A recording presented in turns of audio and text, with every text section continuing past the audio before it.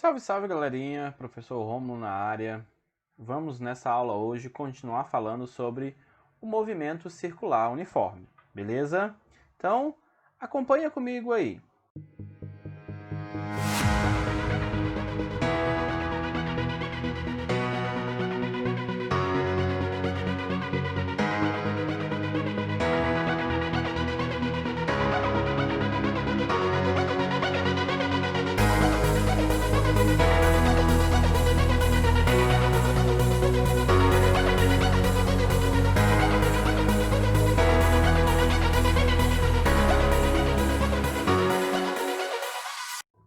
Pessoal, aqui está a nossa circunferência, tá certo?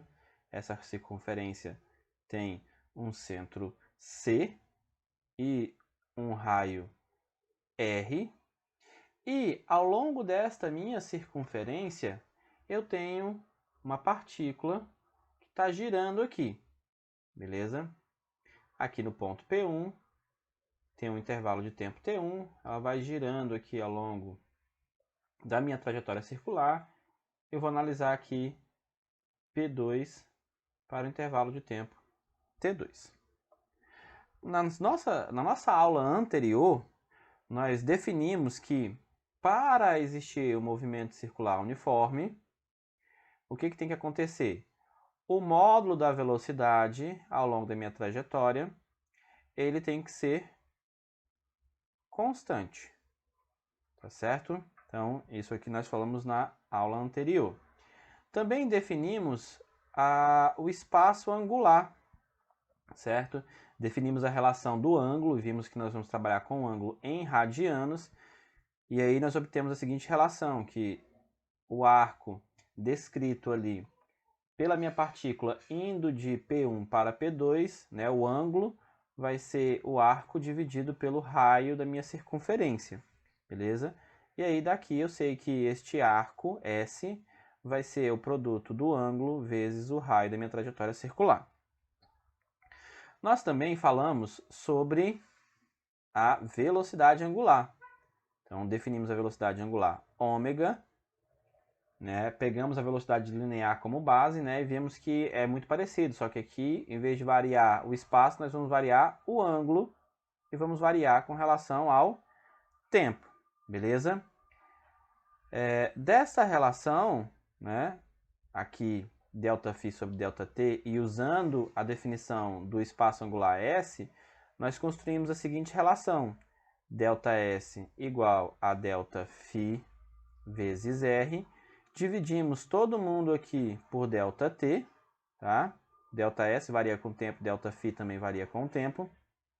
E construímos uma relação entre a velocidade linear V, que é o ΔS sobre ΔT, e a velocidade angular ômega, que basta você pegar ela e multiplicar pelo raio da trajetória circular. Beleza? Além do mais, nós também definimos a ideia de período, que nada mais é do que um intervalo de tempo, mas é um intervalo de tempo para que a minha partícula dê a volta completa em torno da minha circunferência, e também definimos a ideia de frequência, tá? A frequência vai medir para a gente o número de voltas que a minha partícula dá ao longo da minha trajetória circular, beleza? Então, tudo isso foi abordado na nossa aula anterior. Então, se você não viu, volta aí e assiste aí a aula anterior. Hoje eu vou falar para vocês como é que esta velocidade, né, como é que essa partícula consegue contornar a minha circunferência. Tem que ter alguma coisa que faz com que ela contorne essa circunferência, porque senão essa partícula sairia aí tangente à trajetória circular. Essa partícula, né, ela não sai tangente à trajetória, né? Lembrando que vamos desenhar aqui mais uma vez a velocidade da minha partícula. Então, essa velocidade tem módulo constante, tá? Ou seja, a intensidade da velocidade é que não sofre alteração, tá? Então aqui eu tenho V1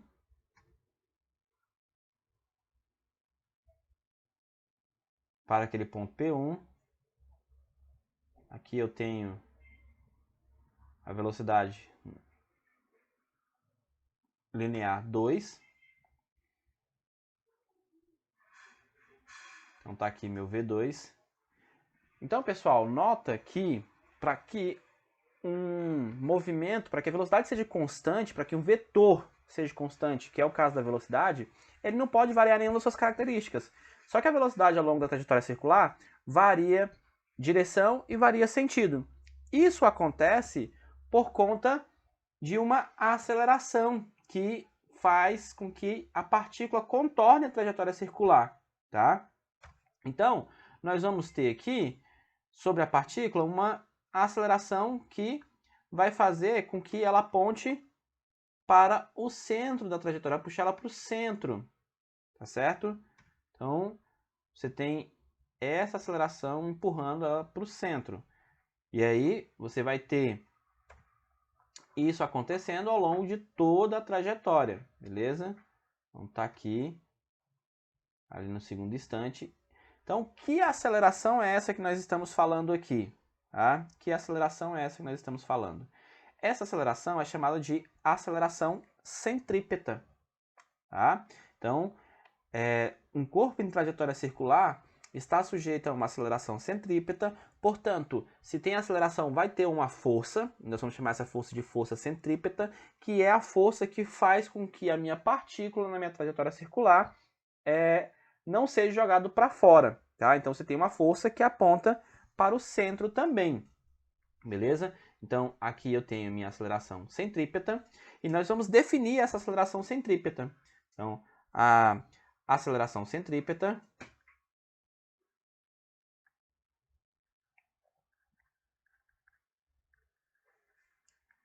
que eu vou chamar aqui de ACP, beleza? Nós vamos definir ela da seguinte forma: essa aceleração será a relação entre a velocidade linear da partícula ao longo da trajetória ao quadrado dividido pelo raio, beleza? Então, essa é uma forma de você calcular a aceleração ao qual a minha partícula está sujeita quando está girando ali em torno da trajetória circular. Como nós temos que a velocidade linear é igual à velocidade angular vezes o raio, nós podemos definir a aceleração centrípeta a partir da velocidade angular, tá certo? Aqui então eu vou ter o v ao quadrado, v pode ser escrito como velocidade angular vezes o raio ao quadrado, dividido pelo raio da minha trajetória. Daqui então nós tiramos que ômega ao quadrado vezes r ao quadrado sobre r. Este r ao quadrado eu consigo simplificar com o r aqui do denominador, e aí eu posso escrever a aceleração centrípeta como sendo a velocidade angular ao quadrado vezes o raio. Então você tem duas formas distintas para fazer o cálculo da aceleração centrípeta. Seja a partir da velocidade linear, seja a partir da velocidade angular, beleza? Outra coisa que nós podemos definir também é a função horária para esse movimento. Então, nós vamos ter a função horária angular.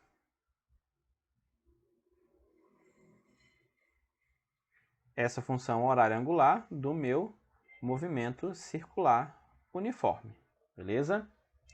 Pessoal, nós vamos sempre tomar aquilo que nós já conhecemos, tá? Aquilo que nós já conhecemos.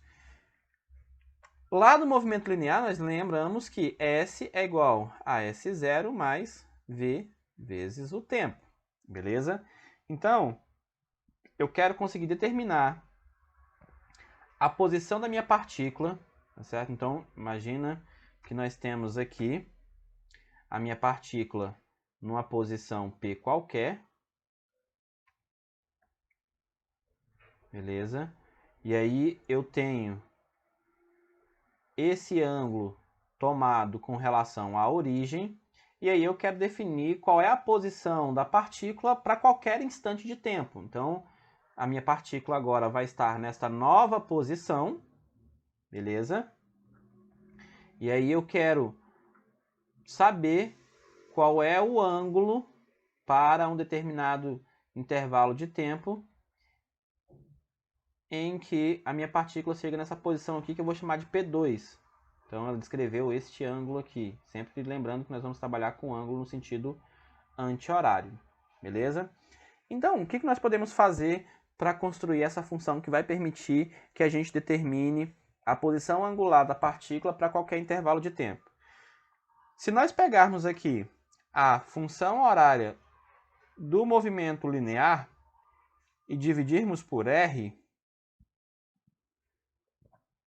nós vamos conseguir obter uma função que vai descrever o movimento angular. E aí, basta que você lembre que o arco dividido pelo raio vai dar o ângulo, tá certo? E a velocidade linear dividido pelo raio vai dar a velocidade angular. E aí, podemos escrever, então, a função horária angular para o MCU. S sobre R é o ângulo final. Isso vai ser igual a S0 sobre R0, vamos definir que é o ângulo inicial, mais V, que é a velocidade linear dividido pelo raio. Isso dá a velocidade angular, vezes o intervalo de tempo ΔT. Tá certo? Então, assim, nós conseguimos definir uma função que permite que a gente determine o ângulo para qualquer intervalo de tempo. Certo? Bem, agora eu quero generalizar isso para um caso especial. Eu quero que esta minha partícula ela dê a volta completa, partindo aqui da origem, tá? Então a minha partícula vai estar aqui na origem e vai descrever uma volta completa ao longo da minha circunferência, certo? Então, aqui nós vamos tomar aqui o ângulo inicial, vai ser igual a 0 graus. O ângulo final, que quando a minha partícula completa a volta, é 360. Isso aqui em radianos, que é a unidade que nós vamos trabalhar para o ângulo, é 2π radiano, beleza? E lembrar que para uma volta completa, este intervalo de tempo nós vamos chamá-lo de período e representar com T maiúsculo, tá? O período é a volta completa. Então, munido dessas informações, nós vamos pegar a função horária angular e vamos colocar aqui, ó. Então, o ângulo vai ser o ângulo cheio aqui, 2π. Isso vai ser igual, o ângulo inicial de onde está partindo é 0, mais velocidade angular, vezes o intervalo de tempo aqui para a volta completa é o período. Dessa expressão, pessoal, nós conseguimos calcular a velocidade angular de outra forma. Então, isolando a velocidade angular, nós vamos ter que a velocidade angular vai ser 2π dividido pelo período. Então, essa é uma forma de você calcular a velocidade angular, beleza? Levando em consideração que o período e a frequência se relacionam, né? Eu tenho que o período é igual ao inverso da frequência, ou seja, 1 sobre f.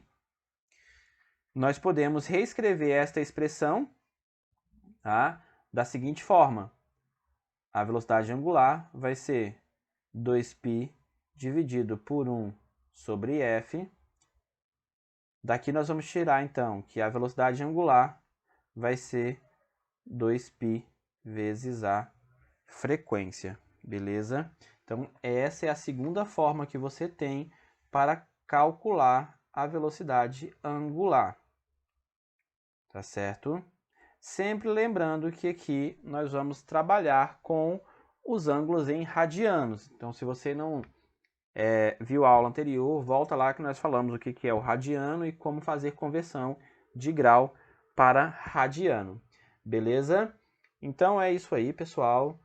Encerramos a nossa aula por hoje e até a próxima.